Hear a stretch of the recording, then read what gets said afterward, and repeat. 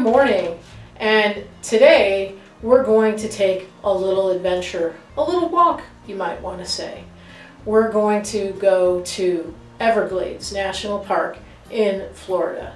Now, many of you might have been there, but maybe you haven't, because it's not Walt Disney World, it's not Universal Studios, it's not Miami, Fort Lauderdale, it's not a beach that you would go to swim at. Everglades National Park is the third largest park in the lower 48 states, and of course the biggest is Alaska, but here in the 48 states, Everglades National Park is the third largest. It is mostly water, so you have to be able to transport yourself on some type of floating device. I would not recommend a paddleboard, but kayaks work, airboats work, boats work, flat boats work. So let's go on our adventure. Well, hey everyone, I'm here with my nephew Carson, and we're about to go on an airboat ride through the Everglades. So be prepared for wind and salt water spraying up at you. And who knows, we might see an alligator. Uh-oh, Scarlett's also with us here today. So, put it on high. All right, so when you go on an airboat ride, it's really, really loud, right? And you have to have headphones on, because you got to protect your ears, because it's that loud. But it's really cool, because you get to go really, really fast on a boat. Whoa! Oh wow, that was a big bump. Okay, so are you having fun? So if you go to the Florida Everglades, I really suggest that you go on an airboat ride, because one, why not? It's fun. Like I told you, we'd be going to Everglades National Park today. So just some fun facts about Everglades National Park. There are over 1.5 million acres of subtropical wilderness in the state of Florida. And Everglades National Park was established on December 6th of 1947. 70 years later, it remains an international treasure, attracting visitors from around the world. And I do have to say that a lot of people do visit Everglades National Park every year. I've gone there a couple of times now, and it is a pretty beautiful place. So, Everglades is home to one of the largest wetlands in the world. Distinct habitats have been identified in the park, including pine rocklands, coastal lowlands, and marine waters. So what does that mean? Well, pine rocklands, I have no idea. I'd have to look that up. You can look that up. But I do know coastal lowlands are the low-lying marsh and kind of what we would call swamp area, okay? And that's a very diverse ecosystem. That's where you've got kind of fresh water and salt water, that brackish water mixing together. And then you also have marine waters, which is saltwater based, and that's like kind of where the mangroves are at.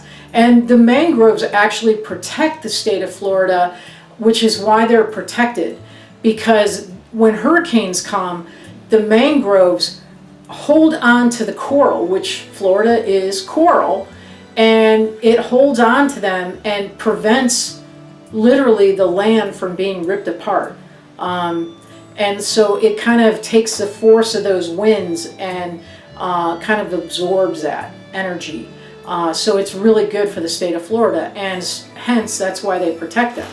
So the work to preserve the Everglades was actually done 20 years prior to it becoming a national park. In the 1800s, spectators started dredging and draining the Everglades. Oh my gosh, can you imagine what that would have done to the ecosystem if they had been allowed to do that? But it wasn't until the early 20th century that the harmful side effects were beginning to show. So they forced these people to stop dredging the Everglades. And in 1928, a landscape architect named Ernest Coe began an effort to distinguish this area of Florida as protected national park. And he's the one that went to Washington, D.C., applied for this to become a national park and protect it. And he had to literally prove why it's important to protect these lands. And that's with any national park. In order for it to become one, you have to present your case to the government and explain why that wildlife, why that land, why that water needs to be protected for future use and future beauty. Okay? Everglades are a bountiful place for plants and animals that aren't found anywhere else in the world. The Everglades are important natural resources for numerous species, like one of my favorites, the manatee. They're really cool mammals. You can see them in the canals in Florida, but they really are protected in the Everglades against boat propellers and other things that man has done to damage the manatee, like fishing wire, fishing hooks, that kind of stuff. American crocodile and the elusive Florida panther are also two more animals that are protected by the Everglades National Park. This is also a bird paradise down there as well. In the winter, it is home to more than 360 different species of birds. So when we see the birds flying south from Cleveland, they're heading to Florida.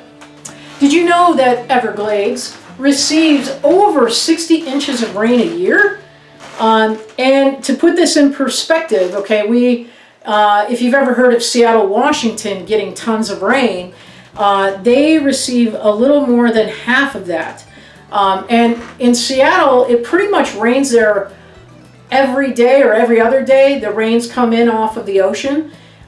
In the Everglades, they get double that amount of rainfall, which I guess is good because it needs water to survive.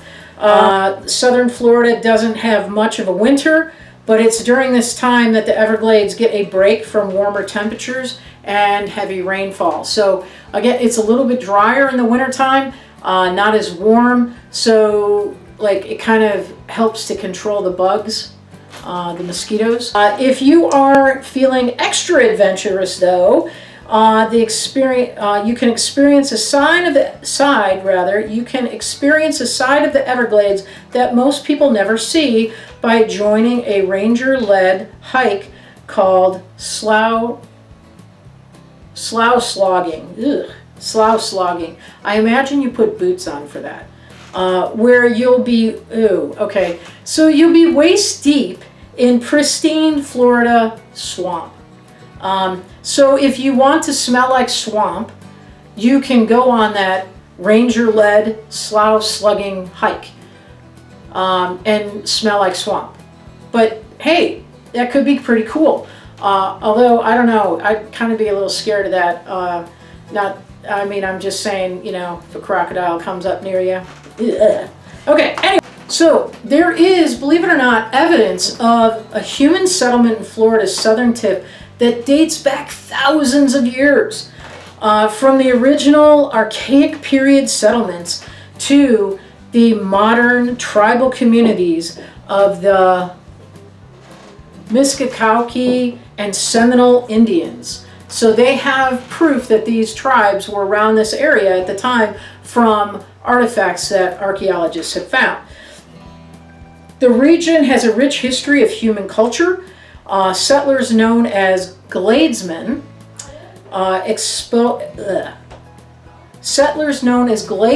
explored southern Florida and its natural landscapes, and they relied on its abundant fish, game, and plant life to survive. Maybe you might be walking on a hiking trail in Everglades National Park and stop because an alligator has crossed your path.